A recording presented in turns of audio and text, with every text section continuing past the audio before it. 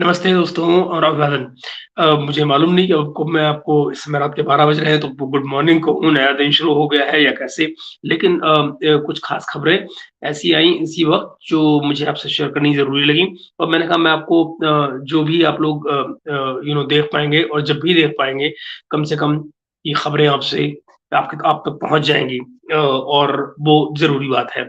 तो मित्रों है क्या कि अब से कुछ 2 घंटे पहले अपडेट ये आया, जिस समय मैं शायद पिछला व्लॉग खत्म कर रहा था, उसी समय खबर ये आई कि मुंबई में चेंबूर के इलाके में एक म्यूज़िक फंक्शन चल रहा था, म्यूज़िक इवेंट चल रहा था, जहाँ पर मशहूर सिंगर सोनू निगम आए हुए थे और सोनू निगम पर वहाँ की जो उद्धव ठाकरे के एक एमएलए ने उन पर आक्रमण किया।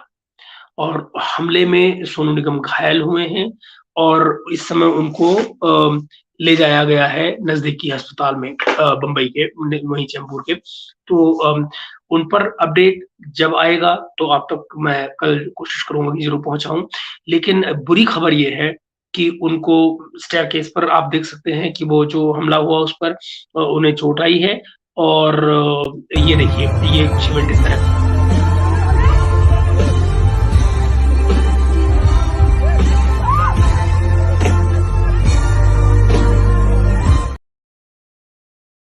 जी, जैसा कि आपने देखा कि सोनू निगम पर ये स्टेयरकेस पर उस तरह से हमला किया गया और उसमें उन्हें चोट आई है। चोट की कितनी कितनी ज़्यादा चोट है, इसका अंदाज़ा अभी नहीं लग पाया है, ना ही इसकी कोई खबर है।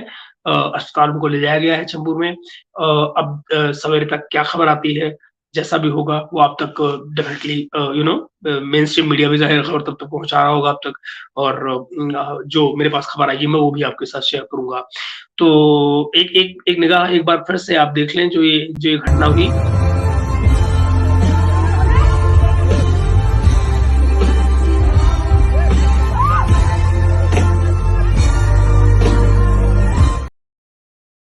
जी हाँ, कुछ इस तरह का सीन था चेंबूर में उस म्यूज़िक इवेंट में जहाँ पर ये घटना सामने आई है, जहाँ पर सोनू निगम पर इस तरह का हमला किया गया है।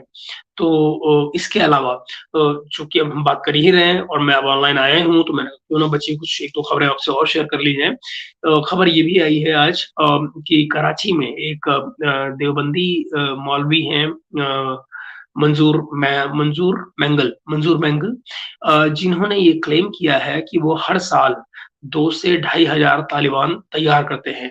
उन्होंने ये भी क्लेम किया है कि इस समय जो तालिबान अफ़गानिस्तान में राज कर रहे हैं, अफ़गानिस्तान में आए हुए हैं, उनमें से बहुत सारे उनके सिखाए-पढ़ाए हुए हैं और ये सिलसिला वो लगातार चलाते रहते हैं। कुछ ये है उनका क्लेम, वो भी आप देख लीजिए। अब नाराज ना हो, अफ़गानिस्तान सारा देवबंदी है। आप अगर बर्दाश्त कर सके तो अफ़गानिस्तान जिनके हाथ में ज़माम इक़्तिदार वो कौन है? सारे देवबंदी, वो सारे देवबंदी हैं। उसमें सैकड़ों मेरे अपने शागिर्द हैं जो बड़े बड़े मनसबों पर, इसलिए कि मैं भी पुराना मास्टर हूँ। और एक साल में अभी 450-500 तो उलमा मेरे फारिग हो गए और दौरे तफसीर में 1,500-2 हज़ार तो उसमें होते, तो साल में 2-2.5 हज़ार तो मैं तैयार करता हूँ। दौरे तफसीर में 1,500-2 हज़ार तो उसमें लोग होते, तो हमारे शागिर्द सैकड़ों। ये सारा सिलसिला दारुल देवबंद का है। और हमारी दुनिया के अंदर दो ताकतें थी, ला इलाहा इल्ला अमेरिका, ला इलाहा इल्ला रूस, ला इलाहा इल्ला अमेरिका, ला इलाहा इल्ला रूस, ला इलाहा इल्ला अमेरिका, ला इलाहा इल्ला रूस। लेकिन इनकी उलूहियत को खत्म करके खाक में मिलाया कि तुम मखलूक हो, तुम रब नहीं हो। ला इलाहा इल्लल्लाहु मुहम्मदुर रसूलुल्लाह बता दिया। काली पगड़ी ने ऐसे कुत्तों को भगाया कि उनकी नस्लों की नस्ल याद रखेंगे। जी, जैसे ही आपने देखा क्लेम ये कि इस काली पगड़ी ने यानी कि देवबंदियों ने इस तरह से उनको भगाया कि उनकी नस्लें भी याद रखेंगी, ये उनका दावा है। उन्होंने साथ ही आपने ये भी देखा कि 2 ढाई हज़ार तो अकेले मैं ही तैयार करता हूँ हर साल और जो इस समय मनसब में बैठे हुए हैं अफ़गानिस्तान में, वो उनमें से बहुत सारे इन्हीं के पढ़ाए हुए हैं, ऐसा उनका दावा है मंजूर मैंगल साहब का। तो इस पर और आगे चलते हैं। आप ये ज़रा देखिए जहाँ इस किस्म का माहौल हो, जहाँ इस किस्म के मौलाना घूम रहे हों, जहाँ इस किस्म की शिक्षा दी जा रही हो, वहाँ पर आपको हैरानी नहीं होनी चाहिए कि किसी एक दूसरे क्लैन के लोग ये देवबंदी हैं, जहाँ दूसरे जो जब इस तरह के फ़िरका परस्त लोग जो हैं वो समाज में घूम रहे हों, तो किसी दूसरे तबके के साथ में क्या होता है।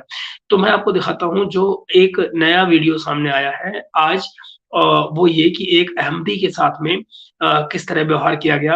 आप ज़रा देखिए, इस पर हमला मतलब इसको पब्लिक ने घेर लिया है, वहाँ की पाकिस्तान की, मगर कमाल का पेशेंस, इस मैं आपको वीडियो दिखाने जा रहा हूँ कि कमाल का पेशेंस इस आदमी ने दिखाया। अहमदी आदमी, मुसलमान है ये, आई मीन हालाँकि ये कहना उल्टा लगता है, क्योंकि आप अहमदी किसी को कहें पाकिस्तान में तो उसे मुसलमान नहीं माना जाता, उसे अहमदी या कादियानी बोला जाता है। तो मित्र, मैं आपको वो वीडियो दिखाने जा रहा हूँ। पेशेंस आप देखें उस आदमी का, नोट कीजिए कि कितने पेशेंटली उसने उनको हैंडल किया है, और शुक्र है भगवान का कि वो बच गया, उसकी जान बच गई।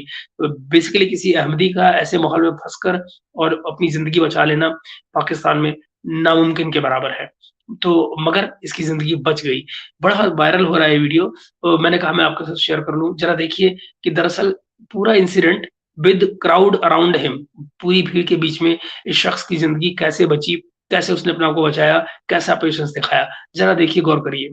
ਮਰਜਾਈਆਂ ਦੇ ਸਾਧਨ ਦੇ ਕਸੂਰ ਦੇ ਇਹਦਾ ਨਾਂ ਕੀ ਨਾਮ ਇਹ ਤੁਹਾਡਾ ਨਾਂ ਕੀ ਹੈ ਸ਼ੇਖ ਯੂਸਫ ਆਪੇ ਜ਼ਬਾਨੀ ਦੱਸੋ ਸ਼ੇਖ ਯੂਸਫ ਦਾ ਨਾਮ ਦੱਸੋ ਤੁਹਾਡਾ ਸ਼ੇਖ ਬੋਲੋ ਨਾ ਹਾਂ ਸ਼ੇਖ ਯੂਸਫ ਦਾ ਨਾਮ ਉਹ ਭਾਈ ਵੀ ਬਣਾਓ ਭਾਈ ਦਾ ਨਾਮ ਦੱਸੋ ਭਾਈ ਆਪਦਾ ਨਾਮ ਦੱਸੋ ਤਨਵੀਰ ਕੱਲਾ ਜੀ ਤਨਵੀਰ ਅਹਿਮਦ ਤਨਵੀਰ ਤੇਰਾ ਸਿੱਧਾ ਨਾਮ ਹੈ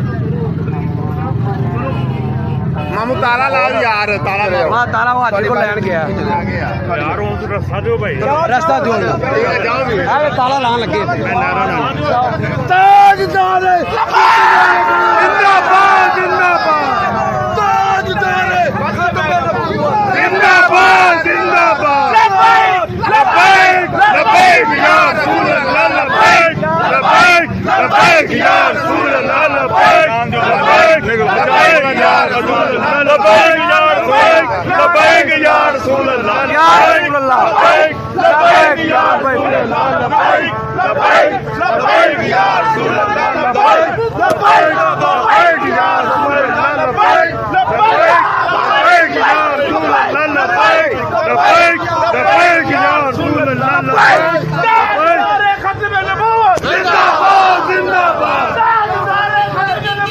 زنداباد زنداباد زنداباد زنداباد ختم النبوة زنداباد زنداباد ختم النبوة زنداباد زنداباد زنداباد زنداباد لبيك لبيك لبيك يا رسول الله لبيك لبيك لبيك يا رسول الله الجهاد الجهاد لبيك لبيك الجهاد الجهاد। वीडियो को रोक रहा हूँ इसलिए कि लंबा हो रहा है, लेकिन आपने पर्पस देख लिया मेरे दिखाने का कि एक अहमदी की जिंदगी पाकिस्तान में कैसे इनसिक्योर होती है, ये आपने देखा। इसके अलावा मुझे दो चीजें आपको और दिखानी है, और वो दो चीजें ये कि आज एक तो बाइडेन एडमिनिस्ट्रेशन जो है, आपने वहां से खबर सुनी होगी, जो बाइडेन अचानक आज क्यों यूक्रेन की राजधानी पहुंचे बिना किसी पूर्व सूचना के। आई मीन सरकारी सूचना वहाँ होगी, लेकिन पब्लिक में कोई जानकारी इसकी नहीं थी। उसको लेकर उस पर कमेंट आए हैं। एक डॉक्टर सेलिंग हैं जिन्होंने आज उस पर एक टिप्पणी की है और क्रिटिसिज्म किया है बेसिकली उनकी इस विजिट का। इस विजिट में जो बाइडेन ने यूक्रेन को अभी जो कुछ अमेरिका की यात्रा के दौरान जो दिया था, अब उन्होंने 500 मिलियन और यूक्रेन के ऊपर डाल दिए हैं कि आया हूं तो कुछ तो लो वाली बात। तो वो उन्होंने वहां पे मुंह दिखाई दे दी है ज़ेलेंस्की को 500 मिलियन। आप जरा सोचिए मित्रों, ये उस देश का राष्ट्रपति है जो बाइडेन, जहां अभी जो ट्रेन एक्सीडेंट हुआ उसके विक्टिम्स को कुछ नहीं दिया गया। कल परसों मैंने आपको एक वीडियो दिखाया था जो 5 एकड़ का पूरा फार्म हाउस चल रहा था, जहां प्लास्टिक सारा चल रहा था, गमले चल रहे थे, जो नुकसान हुए वहां किसी को कोई कंपनसेशन नहीं है। जो लोग वहां के बीमार हो रहे हैं इस तमाम पोल्यूशन में, उनके लिए कोई सपोर्ट सिस्टम नहीं है। और आप लगातार यूक्रेन की लड़ाई में झोंके जा रहे हैं, जिससे दरअसल मौतों के अलावा और कुछ निकलने मिलने वाला नहीं है।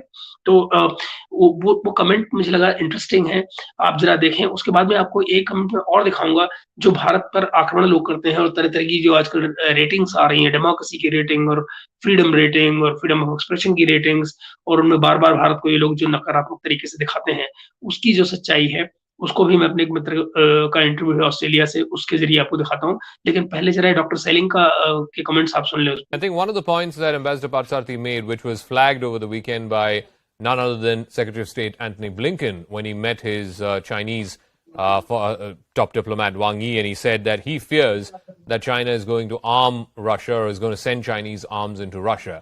If that were to happen, what is America's plan B? How does America stop that from happening?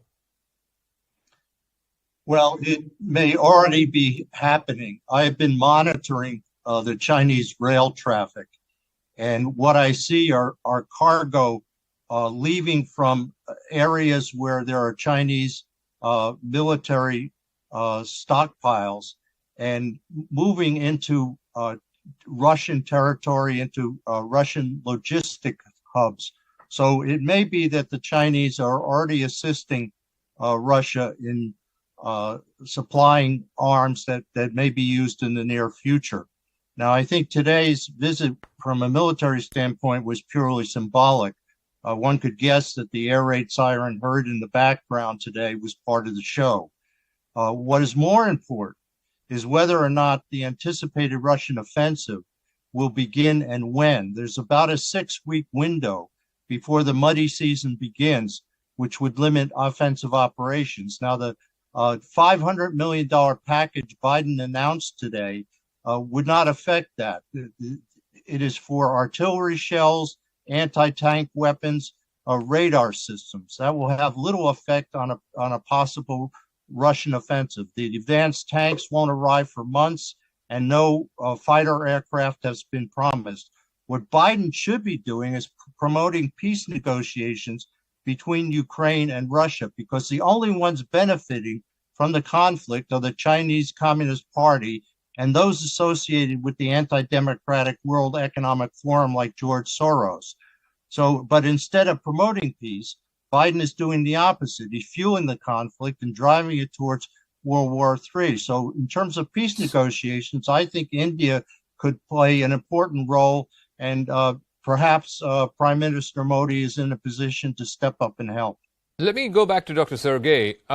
If one of the reasons why Putin launched this war was because he felt that NATO was at his doorstep, with Ukraine potentially becoming a member, or that was his fear that Ukraine was going to be the last country to be embraced into the NATO orbit. But look at the events of the last 1 year. Ever since he launched this invasion, more and more countries are wanting to become NATO members. Sweden and Finland are now on the accelerated path for NATO membership. NATO has got a relevance today because of this war in a way it did not have prior to 24th February 2022. Well, that's indeed Dr. Sergey, thank you. Yeah. Yes, thank you. We'll see what will happen in the close future. First of all, I'm very agree with my American colleague who tells that right now Joe Biden, before the election, he should start to promote peace negotiation, and invite India like a mediator and global peacemaker to do it. He increased some aggressive mood. On not political but people level, we can see that Poles and the Russians, they are very friendly mood and support each other, because during the Second War we was together fight against Hitler. And right now we can see even George Soros, my colleague mentioned his name because he's from Hungary. He mentioned that some part the land of Ukraine belong to Hungary, and in close future it should be joined back. And a lot of other European politicians also look into Ukraine, not really to support. It's like, I again repeat it, like entertainment, like a drama in front of the camera, action, but action in front of the only video camera. It's not a real hero action. And a lot of politicians in Poland also looking forward to take some part of Ukraine and join to Poland. आपने सुना, drama उसको इसलिए कहा जा रहा है क्योंकि जिस समय बाइडेन वहां लैंड हुए उस समय पर पीछे से एयर रेड के सायरन बजाए जा रहे थे। वो सिर्फ एक ड्रामा का इफेक्ट देने के लिए कि एज इफ की रशिया कोई एयर अटैक लॉन्च कर रहा है ठीक उसी वक्त पर, और उस अटैक के बीच में एयर सायरन्स बज रहे हैं और एयर वार्निंग सायरन्स, और उसके बीच में बाइडेन लैंड कर रहे हैं। All theatre, all drama, all crap. Anyway, तो हम अपनी बात को आगे ले चलते हैं और चलते हैं वहां पर। मैं देखा कि आप दोस्तों ने कुछ कमेंट भी किए हैं, तो उस पर भी बात कर लेंगे, लेकिन पहले हम आपको वो सुनाएं कि जो ये आजकल रेटिंग्स का फैशन चला है कि हर तरफ दुनिया में कि democracy rating, freedom of expression की रेटिंग, और हर चीज की जो भी आपकी सोसाइटी के तमाम एलिमेंट्स होते हैं उनकी रेटिंग आने लग जाती है। और एक ट्रेंड जो पीछे नोटिस किया गया है लगातार, उसमें ये कि जैसे उसमें भारत को नीचा करके दिखाया जाता है। तो अब ये सामने आ रहा है कि दरअसल उसके पीछे एक पूरा नेक्सस काम कर रहा है। हमारे एक दोस्त हैं ऑस्ट्रेलिया से जो आजकल भारत आए हुए हैं, सल्वाडोर, उन्होंने आज इस बारे में एक टीवी इंटरव्यू में कुछ सफाई दी और कुछ डेटा पेश किया। मैं चाहता हूं कि वो एक आप बार देख ले। मैं उम्मीद कर रहा हूँ शायद 24 तक मैं दिल्ली अगर पहुंच पाया तो अपने इस दोस्त से साथ में मिलूंगा भी वहाँ। तो इससे पहले कि मैं आगे अपनी बात बढ़ाऊं, आप जरा एक बार जनाब हमारे जो दोस्त हैं सल्वाडोर साहब ऑस्ट्रेलिया से, आप जरा इनकी बात देखें और ये देखें कि वो कैसे उस नेक्सस को स्थापित कर रहे हैं जो दुनिया में कई संस्थाएं मिलकर चला रही हैं और जिसमें भारत को डाउनग्रेड करने की एक मुहिम नजर आती है एक सर्टेन पर्पस के तहत। जरा उनकी बात सुने। So in your paper you contend, in your article you contend that Christian missionary and Islamist pressures are working behind the scenes in some of these reports we see over India, some of these rankings that routinely seem to be very terrible on India and term India as anti-Muslim or, anti-religious freedom or religious expression. Explain that. Why do you believe that there is a nexus behind these rankings? Well, so first let me contextualize it. Genocide Watch, international NGO, rates India one of the 10 most likely countries to experience a genocide in the 2020s. Wow. They claim that there is a 8% chance that there will be a genocide in India in 2023. Now look around you in India. Is there likely to be a genocide? I don't think so. I really don't think so. But this narrative has been built and built and built. And a lot of it has to do with these international religious freedom reports produced by the U.S. State Department and particularly by the U.S. Commission on International Religious Freedom, USCIRF, which puts together these reports on international religious freedom. Now, the reports compiled by the State Department on India focused almost entirely on complaints made by Christian missionaries. Because if you think about it, if a Muslim in India feels she's facing discrimination, is she likely to go to the U.S. State Department to complain? It's likely not. Okay. So of the hundreds of complaints made to the U.S. State Department about repression of religious freedom in India, fewer than 10, single-digit numbers, have to do with Muslims. 800 or more have to do with Christians. Yeah. Okay. And Christian missionaries. It's all missionary related. Yeah. However, when the Pew Research Center did its international religious freedom rankings based on these reports, first, it rated India the worst country in the world. I'm emphasizing that. Worst in the world for social hostility to religion, meaning that people face more communal violence, more religious hostility in India than in Myanmar, which just had a genocide. I mean, the Rohingya were driven out of Myanmar. They're claiming the situation in India is worse than in Myanmar. That's all based on these U.S. State Department reports where all of the complaints are made by missionaries. Yet in their text narrative of their report, they only mention complaints against Muslims. Yeah. Okay. So they're taking a raw data that says Christians are facing repression in India. They're then writing a report that says India is the worst in the world for religious repression, and it's repression against Muslims. And then that narrative gets taken up. So all of the reports based on this Pew Research Center ranking says Muslims face increasing repression in India. Just look, India's been named worst in the world for repression. Now, we know quantitatively, there's been very good research on this, that anti-Christian violence in India is extremely rare. Okay, and the leading researcher quantitative researcher of this, has said that it's rarer than anti-Semitism in the United States. Okay, so it exists. Despite India's vast population difference. Well, in terms of per capita. Okay. So it exists in India, but it's very rare. So there are churches that have had vandalism on their church doors. We're not denying that. But it's rarer than synagogues in America facing, synagogues in America have been subject every 5 or 10 years to gun attacks. I mean, there's been very serious violence against Jews in the United States. Okay, so we have this situation where we know that violence against Christians is very low in India.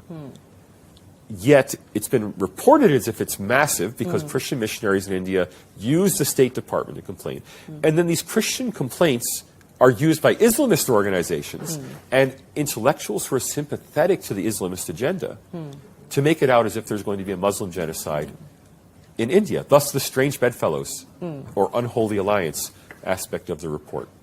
You also say that organizations like the Pew Research is not technically anti-India. They don't have any bias against India. They don't have any bias against Hindus, for example, but their methodology is so bad. One is picking up these reports from US state departments, which obviously have a tone which is more Christian missionary complaints. I don't know why they still base their reports on this. It's so obvious that this is not going to be good data for them. The other is also the way you give points, for example. If Christian missionaries in India face any violence, there is a reason for that, but they will not rate it in the same manner as they would rate, for example, any actual communal crime.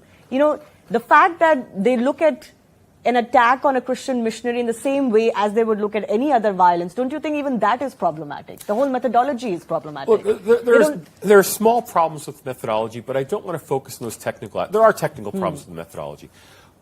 But we don't have to rely on these primarily qualitative rankings based on reports of journalists and NGOs because we have hard survey data about religious freedom in India. Ironically, it comes from the same Pew Research Center, but from a different group at the Pew Research Center. And this hard survey data shows us that violence or discrimination against Muslims and Christians in India reported by actual Muslims and Christians in India is very rare. The Pew Research Center did an extraordinarily high-quality survey in 2019-2020 of 29,999 households in India. I think they wish they'd gotten just one more, 29,999. Top quality survey, more than an 85% response rate, which in survey research is unheard of. You have to really try hard to get an 85% response rate. This wasn't a telephone or a internet survey. This was knocking on doors, personally talking to people in 17 different languages all across India. They found that 89% of Christians and 89% of Muslims say they are, quote unquote, very free to practice their religion in India. Only 2% of each group say they are unfree. Okay, so only a tiny minority of Christians and Muslims have any complaint about their ability to freely practice religion in India. So we have the hard survey data. We don't have to rely on these anecdotal reports. We can go to the numbers. And yet the same Pew Research group doesn't look at its own data. It looks at these reports by the US State Department. Because I think there are different motivations of different groups within Pew. Now, my instinct is, I can't know this, my instinct is that Pew actually commissioned this major quantitative study to back up its qualitative reports. But it didn't happen. But it didn't happen. So the Sir John Templeton Foundation, which is the foundation that funds Pew's international religious freedom efforts, they're closely linked to Christian missionary groups. And so they have a particular interest in defending missionaries abroad. That's not explicitly what they do, but they fund a lot of work that is pro-missionary, supportive of missionaries. So I think having had all of this qualitative data that they thought showed this terrible situation for Christians in India, they probably wanted to get some good hard quantitative data to back it up. But when they did the survey, they found the quantitative data don't back it up. And the survey was hardly reported. I mean, the survey was finished in 2020. Their report came out in 2021. And it's hardly been mentioned in the press. I think because it just didn't have the message. It's not convenient, isn't it? It wasn't the message they wanted to show. I mean, I'll give you another statistic. 24%. तो ये था वो जो interview जो मैं आपको दिखाना चाह रहा था. ये और लंबा जाता लेकिन उसकी मुझे जरूरत नहीं लगी. मुझे लगा we made the point that we wanted to. आपके कुछ कमेंट्स हैं जिनको मैं जल्दी से ले लेता हूं बिकॉज़ इट्स ऑलरेडी ये बहुत सारे तो हमारे रोज भाई ने कर दिए हैं. ओके या good evening signature, very good evening. और सोनू जी सोनू निगम, या so what is the problem? What is the problem, roast? Well, it is, I'm talking about Sonu Nigam only. Yeah. Okay. Highest radicalization society in the, या बिल्कुल ठीक बात है, बिल्कुल ठीक बात है। सर क्या जावेद अख्तर पाकिस्तान में गए?